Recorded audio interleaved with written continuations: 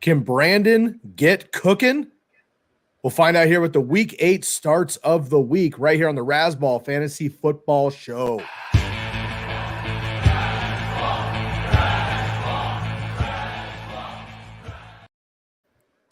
What's up, folks? Welcome back to the Razzball Fantasy Football Show right here on YouTube and also after the fact on the podcast. Want to welcome everybody back to the program. I am your host, Sky Guasco. You can find me on Twitter at Sky Guasco, SkyGuasco, joined by the big man, Miss Bob the Marco, BOBBYLAMARCO. We've been swapping off a little bit on the host seats. Feels good to, I feel like we trust each other so much at this point. We can kind of alternate who takes over the game. I appreciate that. So we're going to dive into the Week 8 starts of the week. Of course, we got some slot versus wide analysis that you can find on Razzball for free. Go do it for free at razzball.com. You can find those tools, and we can help you work through those if you have questions. And, of course, all of your start, sit needs, trade analysis, whatever you need, you can find us on Sunday mornings, 3 hours prior to kickoff. We'll be right here on Razzball YouTube channel at 10 a.m. Eastern, 7 a.m. Pacific for those of you on the West Coast. Make sure, of course, to subscribe and leave a comment here. Hit the bell on the YouTube channel and subscribe and leave a rate and review on the podcast side as well. You can find everything Razzball at Razzball on Twitter. And, of course, again, the website at razzball.com. Bob, how we feeling, my man? We got football kicking off in just a few minutes. Ready to go on that. We should have a heater, but it's Thursday Night Football, so you never know what's going to happen. But we got the Ravens, we got the Buccaneers. We don't really do a Thursday night preview, but what's one thing maybe I'll put you on the spot you're looking forward to tonight? Is it a matchup, health of a player, running backs are kind of sketchy for these teams? What's one thing you're looking forward to tonight? Well, I mean, it's the Ravens secondary getting healthier. I know a lot of this early in the offseason. I mean, early in the year, the Ravens were just getting torched, and a lot of it came from that Dolphins game. And this is going to be a true test of the health of those good, solid outside corners, Marcus Peters and Marlon Humphrey. So if they could slow down, Evans and Godwin, we're going to have to change our mindset on the Ravens. Obviously, if you look at the slot first wide, they went from number one most points allowed. Now they're starting to fall down the ranks because they are getting healthy. So I think I'm going to be watching that tonight. Also, interested to see what Gus Edwards looks like on the short week. Obviously, just coming back last week, do they use him as a full-time running back again this week? Does he get 16 carries again? Real interesting. So if he does have a slow game, he could be someone to target because of the quick turnaround. I totally agree. Love the wide receivers here for the Bucs, of course. Evans and Godwin, and then Rashad Bateman healthy, and Mark Andrews, quote-unquote, healthy as well, starting tonight too. So fire up, everybody. Kickers should have a big game in this one as well. So we got the Bucs and Ravens kicking off in just a few minutes. Prior to that, though, let's get into our Week 8 starts and sits. We already have somebody in the chat, so let's check out a couple questions right off the bat here, Bob. We're talking tight ends. We got to go to you. You're our tight end savant. Let's go with Cade Otton or your boy Juwan Johnson. Again, we don't talk about after the fact issues here on the Fantasy Football Razzball show here. I know we burned you a little bit last week. It's a sore spot, but looking forward, are we starting Cade Otton tonight, or are you going Juwan Johnson on Sunday? All right, I want to just get one thing straight here about Juwan Johnson, that comment. I bet on his player prop that was an alternative player prop of 9.5 receiving yards. So I hit on the parlay piece for that, okay? Where I faded him was his normal player prop of like 29.5, and he obviously got it towards the end. The disrespect there. I just want to be clear here that I didn't fade him completely, but I wasn't excited about his matchup, but that's okay. Neither here or there. Andy Dalton throws 2 pick sixes, and now all of a sudden Andy Dalton's going for like 404. So I don't want to freaking hear it, world. I don't want to hear it, which is fantastic for fantasy. But anyway, so for this specific, I like Cade Otton. I'm in on Cade Otton. No Cameron Brate tonight. There's a lot of, we also talked about the developments of the cornerbacks. They're getting healthier. Well, there's still other injuries to the safeties for the Ravens. So there's a lot of that. That 6 score is still really low. Cade Otton, by the way, has been really solid in the 2 games. He's averaged about 5 for 50 in the 2 matchups he's faced. And one was against a tough Carolina second tight end team. So I actually like Cade Otton tonight. I'm in on him. What's your thoughts, Scott? All right. Yeah, I'll take it as well. Again, I mean, nobody's Gronkowski, obviously, but we saw Cameron Brate before he got hurt. Tom Brady needs the tight end. Right now it's Cade Otton. I go with it. Also, Jawan Johnson is questionable, and I would hate to bench Cade Otton and have Jawan Johnson miss for whatever reason. All of a sudden, you're really scrapping. So I would just go ahead and fire up Cade Otton. We got another question here for you. Emergency start. Start 3 of these. So basically sit 1, Bob. We don't have any context. So we go half PPR by default. All wide receivers. Waddle, Godwin, Olave, T. Higgy. Waddle, Godwin, Olave, T. Higgy. Sit 1 this week. Probably sit Godwin, I guess. I mean, this is just a complete dominance. I mean, you got the Saints playing the Raiders, who are just getting torched by receivers on the outside. You have, Godwin going against the Ravens, who are a slot funnel defense, meaning they allow a bunch of points to the slot, so that's a decent matchup. Waddle's a must start. We're not going to sit him. And plus, he's got a decent matchup this week against Detroit, I believe. Correct. And Detroit's terrible on the outside. And then Higgins, who's going to sit Higgins with the Chase news, right? Which we'll talk about, which is a great segue to some of the breaking news. But, the Cincinnati Bengals are getting the Cleveland Browns, who are just not good against the outside. So I'll take the guys on Sunday. I'll pass on Godwin tonight. Okay, I'm going to flip it a little bit here because Waddle and Higgins are automatic for me. When it comes down to Godwin and Olave, I love Olave, but I don't know that I trust Andy Dalton necessarily. And I know they're getting burned, but the Raiders are coming off a bye. I'm actually going to go with Godwin. He's due for a touchdown, and when he gets that, with all the other work he's got, he's going to be just fine. So for me, it's Waddle, Godwin, Higgins. For Bob, it's Waddle, Olave, Higgins. Nonetheless, start Higgins and Waddle, and then you can pick your poison with that third receiver. Bob, you are right. We do have some not so breaking news per se on our program, but breaking news for today. Some unfortunate news, and then, of course, just, something we should alert the fantasy community to if you're just getting off of work, maybe you're not familiar with. So, first of all, Jamar Chase has a hip injury, goes to see a specialist. Boom, he's out at least 4 weeks, most likely, maybe 6 all of a sudden. Now, I was on ESPN New Jersey this morning, talk radio. They asked me about it, and I actually diverted immediately to what that means for Joe Burrow, right? And your boy Tyler Boyd and T. Higgins, because Chase is out. I mean, you're going to have him on your bench in your IR spot. You can't use him anyway. I've actually tried to trade for him, being a little sleaze, kind of trying to get the cheap laundry if possible. So yeah, I'll work on that. But I think it's more like the conversation is, what do you do with Joe Burrow, who's been the number 1 quarterback in back-to-back weeks, playing out of his mind? What do you do with Joe Burrow? And then obviously Higgins and Boyd get a bump, but to what extent? And maybe throw out a little Joe Mixon there as well. So just quick thoughts on Jamar Chase long-term, Bob. Yeah, well, I think this is a good talking point. If you're a team that's 2-5 and you have Jamar Chase, you cannot sit around and wait for him. This is the time to sell. If you're a 2-5, 3-4, whatever your record is, you're below, outside looking in right now. I think you trade Jamar Chase to get some win now, guys. On the flip side, the same thing. If I'm 6-1, 7-0, I'm going to go look at that Jamar Chase owner. If there's someone who's a little bit behind, maybe outside the playoffs looking in, you don't throw a shitty offer to them, but you give them maybe a Keenan Allen something, like around those, someone that can help them today. Keenan Allen's a bad example because they're on the bye, but you know what I'm saying. I looked into some of the stats. So for Joe Burrow's case, I think the first thing I've noticed is that when he starts losing some of his better weapons, his production's been kind of messed. So in week 5 with no T. Higgins, 217 and 1. And then in weeks 3 and 4, he had kind of mixed results, 172 and 3, which is nice against Pittsburgh, and then 348 and 2, which is nice. So it seems like maybe he's a little more inconsistent. Maybe you have to actually pay attention to your matchups instead of him being an auto start, with Jamar Chase being out. From the wide receiver perspective, I wanted to just take T. Higgins has been out a couple times. Jamar Chase has not missed a game. So in the games that T. Higgins has missed, it gave us a little perspective about how the targets go. So last year, this year, the one game without Chase, Higgins in week 5 when he barely played, Chase went 7 for 50. Hayden Hurst went 6 for 53 and 1. Boyd 3 for 32. Mixon doesn't really get that involved in the passing game, even with that part. Mike Thomas is the next man up, does not get involved. Last year in 2021, same exact thing. Mixon does not see a bump in usage in the passing game. No other receiver emerges, but here's some stats. Chase in those 2 games, 6 for 45 and 2, and then 6 for 77. I think T. Higgins is now in your week every single auto start wide receiver 2 until Chase comes back. Boyd, meanwhile, though, very productive last year, 4 for 36 and 1, 9 for 118. So I do think that Boyd in matchups now he's going to be better. If you have a good matchup, Boyd goes from like a fringe wide receiver 3 to maybe a wide receiver 2 when he has plus matchups.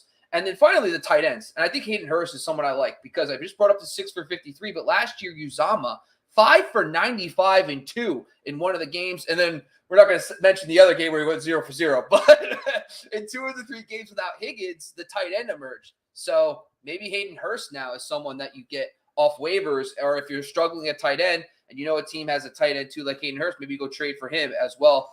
But that's pretty much my breakdown on the Ja'Marr Chase situation. I noticed in a 10-team league that I'm in, Bob, Tyler Boyd is on waivers. So you may not even have to trade for him, right? Because he's a distant third, although we had that big game. So go look for Tyler Boyd on waivers. Maybe look to trade him. T. Higgins is going to be unavailable, but I like that. Also, it's just something to mention here. Hasn't quite happened, but as the resident Giant, we got to bring it up.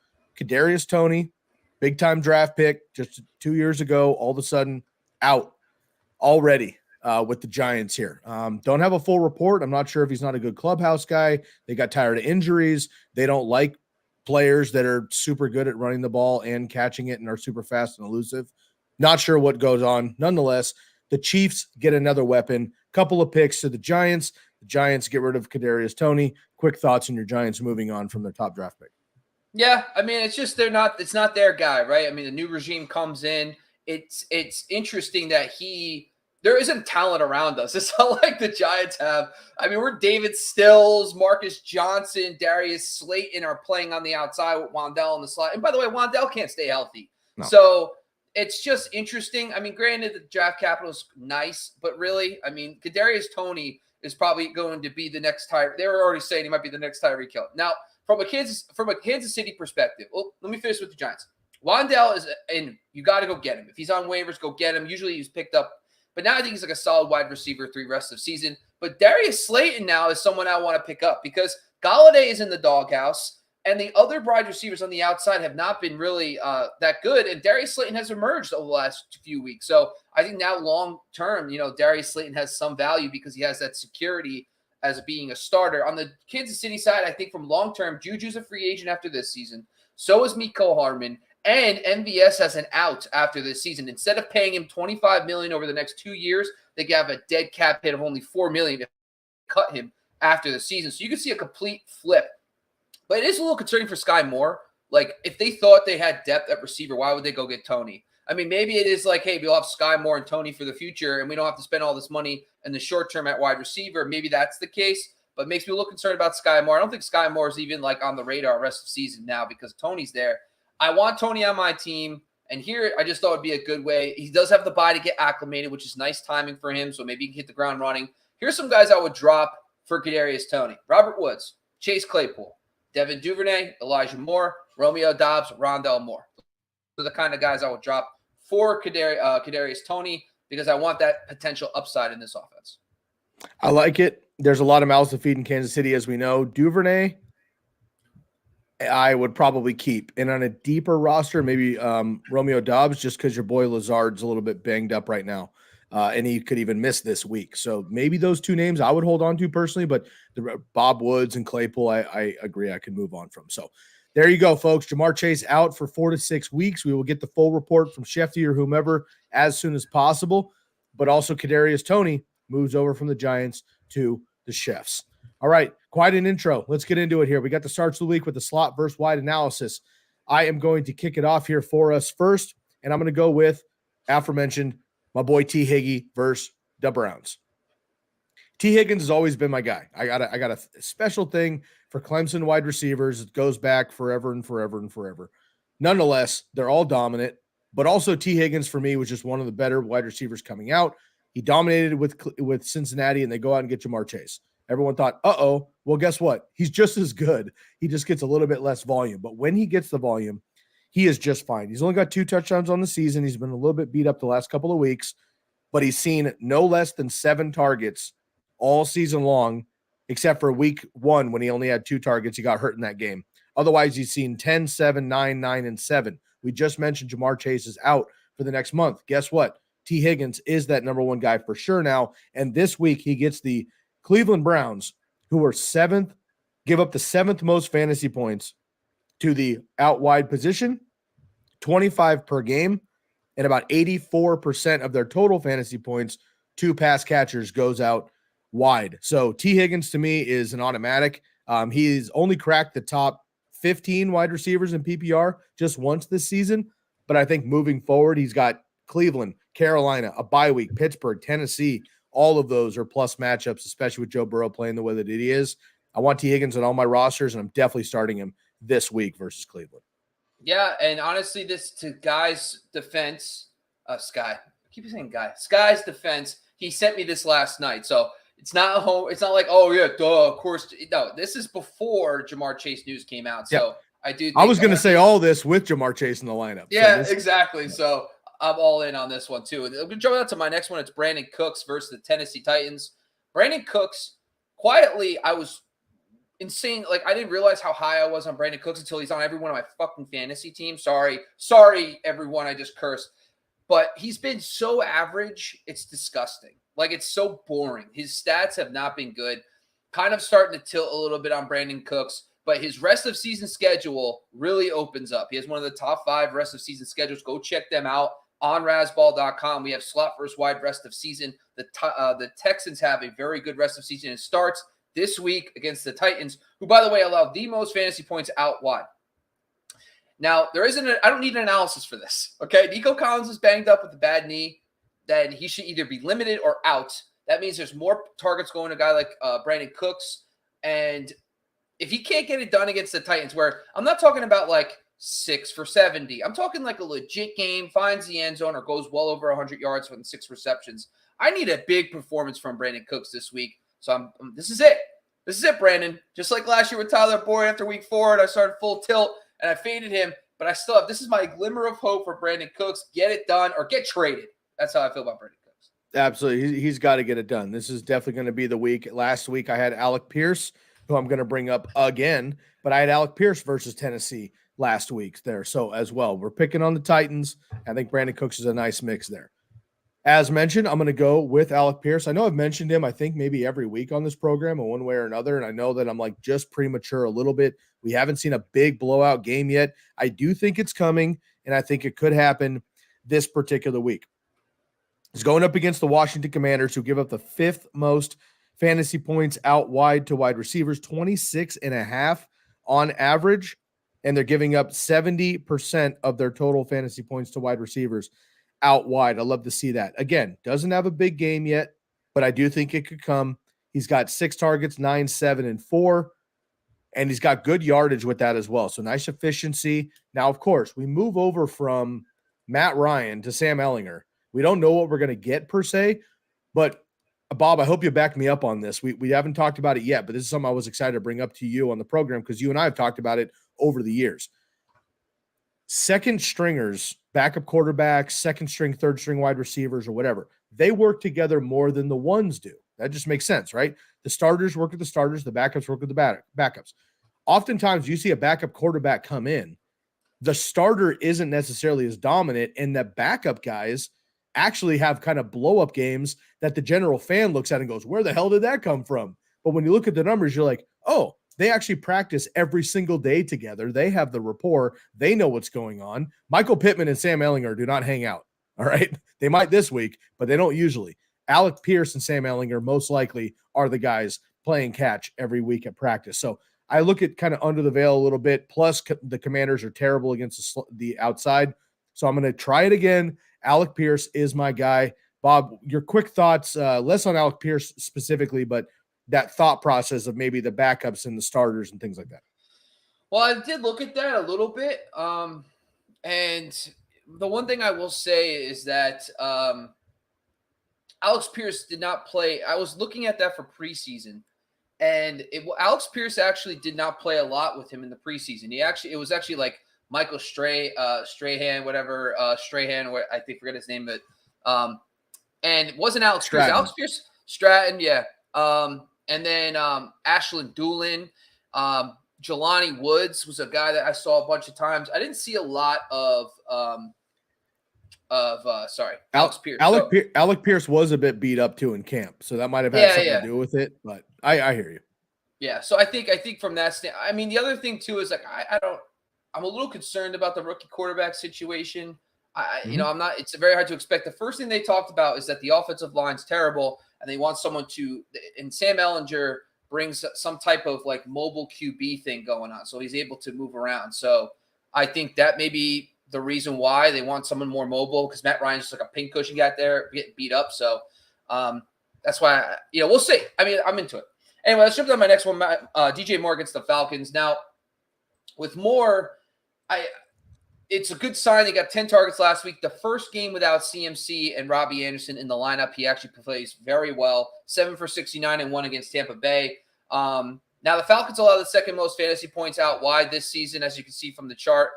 Very good matchup from that standpoint. And they're also down a bunch of starters in the secondary. So not only are they banged up in the secondary, but they're already allowing a lot of points anyway. So that's really good. A 63.86 score for their defense, pass defense. So PJ Walker, at least I think from that standpoint, gives them some type of like consistency.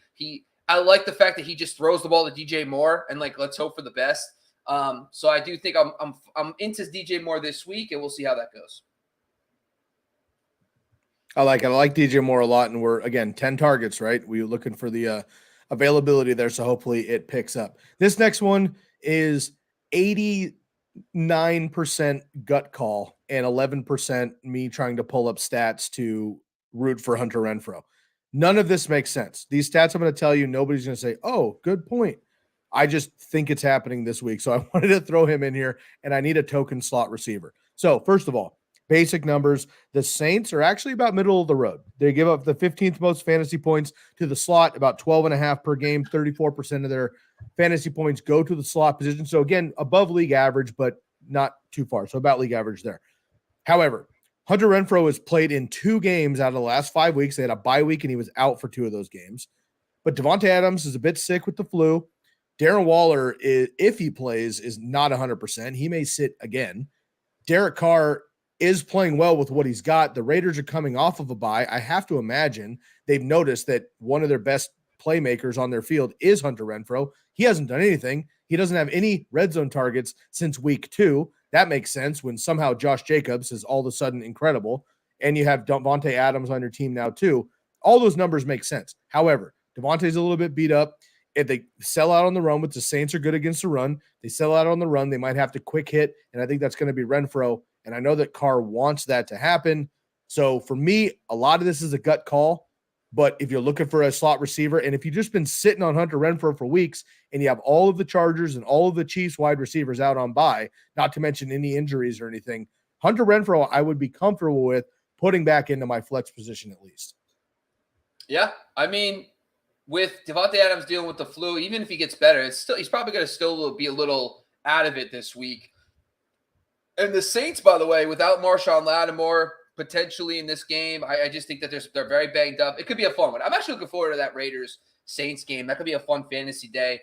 Maybe sprinkle in a little Andy Dalton in your lives as well, fellow Ginger. Jumping down to my last one, it's Courtland Sutton versus the Jacksonville Jaguars. Now, on your screen, you're going to notice that the Jacksonville's not even that bad. So if you look on the screen right now, if you go over to football.razzball.com and check out the defensive slot versus wide tool under the fantasy tab, you'll notice that the Jacksonville Jaguars are like right at league average in fantasy points out loud out wide.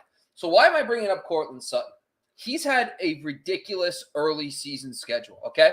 Here's the teams that he's faced. He's faced Seattle, 8th fewest fantasy points allowed out wide. The Texans, 14th. The 49ers, 9th. The Raiders, 6th. The Colts, 11th. He's only faced one matchup this season where the team is over the average in fantasy points out wide. And the thing is, he's done pretty well in those matchups. 4 for 72, 7 for 122, 9 for 97, 5 for 52 and 1, and 5 for 74. Last week, I'm throwing out the window. Don't care. So I do think that he's produced in really tough matchups, and now he gets average matchup. And by the way, if you're just looking for a buy low, he's not even a buy low. He's doing pretty good, but he's got back-to-back bad weeks. Russell Wilson's dealing with the hamstring, got the shoulder injection.